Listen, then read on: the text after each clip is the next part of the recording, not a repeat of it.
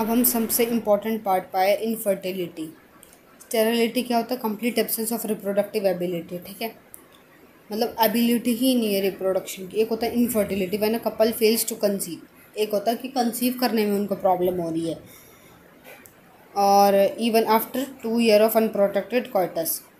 दो टाइप के कपल होते हैं, प्राइमरी जिसमें चाइल्डलेस कपल होते हैं, मतलब जिनके बच्चे ही नहीं हैं। सेकेंडरी जिनके पास पहला बच्चा है पर दूसरा कंसीव होने में प्रॉब्लम हो रही है। ठीक है, कॉज क्या होता है? लाइफस्टाइल की वजह से, क्लीन फिल्टर सिंड्रोम, ड्रग की वजह से, अल्कोहल की वजह से, एक्सरसाइज की वजह से, STI की वजह से, ब्लॉकेज हो गई वास डिफरेंस में, स्ट्रेस की वजह से, एनजाइटी की वजह से, हार्मोनल इम्बैलेंस की वजह से, स्टीरॉयड्स की वजह से। कॉज क्या होता है फर्टिलिटी का? फीमेल्स में वो मेल्स का था। लाइफस्टाइल, स्ट्रेस, एनजाइटी, ब्लॉकेज होना फैलोपियन ट्यूब में, हार्मोन इम्बैलेंस होना या PCO होना, मतलब पॉलीसिस्टिक ओवेलेरियन सिंड्रोम। ठीक है। आर्ट क्या होता है?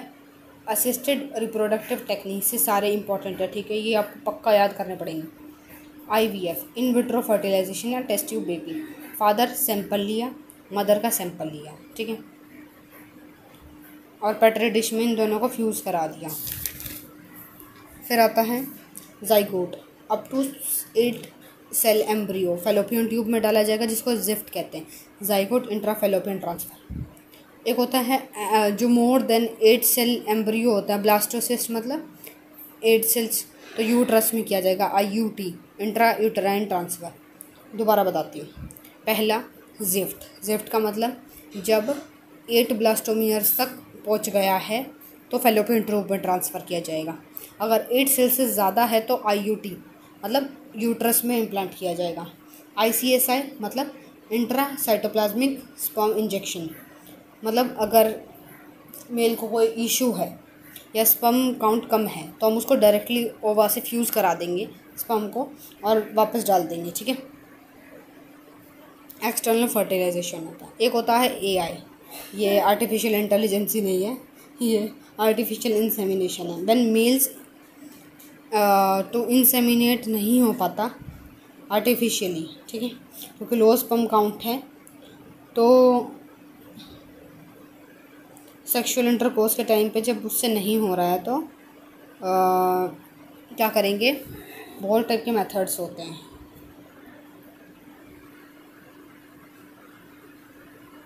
तो हम क्या करेंगे? मल्टीपल कलेक्शन कर लेंगे डोनर का और लिक्विड नाइट्रोजन में रखेंगे आर्टिफिशियल इंसेमिनेशन, वेजाइना और यूट्रस। ठीक है। एक होता है गिफ्ट, मतलब गैमेट इंट्रा फैलोपियन ट्रांसफ़र, जिसमें मदर क्या होती है, ओवा नहीं प्रोड्यूस कर पाती तो उसे किसी और डोनर का दे देते हैं। ओवा कलेक्ट करते हैं और ट्रांसफ़र करते हैं फैलोपियन ट्यूब में मदर की। जनरली ओरिजिनल पेरेंट्स जैसे नहीं होते, वो इंटरनल फर्टिलाइजेशन ही होती है।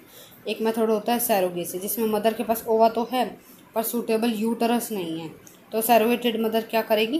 प्रोवाइड करेगी यूटरस ताकि बच्चा डेवलप कर सके, और वो पेरेंट्स जैसा ही दिखेगा पर एक्सटर्नल फर्टिलाइजेशन होता है उसमें। ठीक है, 1 मिनट।